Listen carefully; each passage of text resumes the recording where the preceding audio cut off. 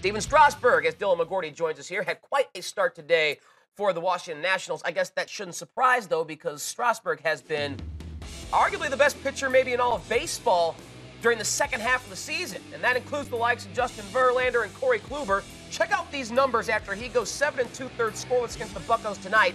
An ERA of 0.86 post-All-Star break, Dylan. Sub-1? That trails only Jake Arrieta from 2015 and his magical second-half run for best second-half ERA among all pitchers with at least 10 starts. One of those guys doesn't quite belong. Medlin was good, but didn't expect to see him in there. He did have a good run with the Braves back then. But what Strasburg's done, while healthy in the second half, it's truly been that good. It's been historic.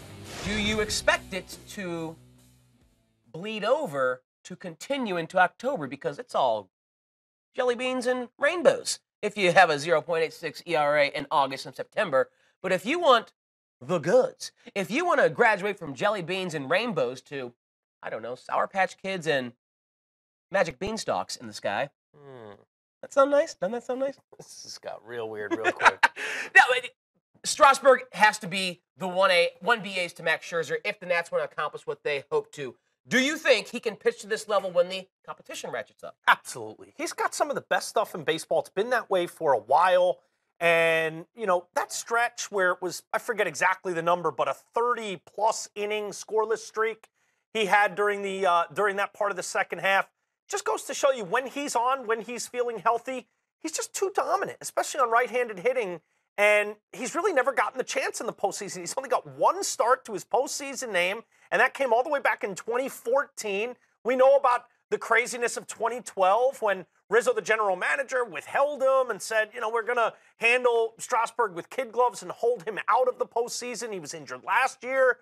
He's been fragile and he's been injured, and that's been part of the reason why the Washington Nationals can't get over that hump. But if they are going to this year, they're going to need second-half Strasburg. They're going to need that 1-2 punch of Scherzer and Strasburg to compete with the Darvish and Kershaws that the Dodgers are going to throw at them, that the Diamondbacks with Greinke and whoever the hell else it's going to be, if it's Corbin or Godley.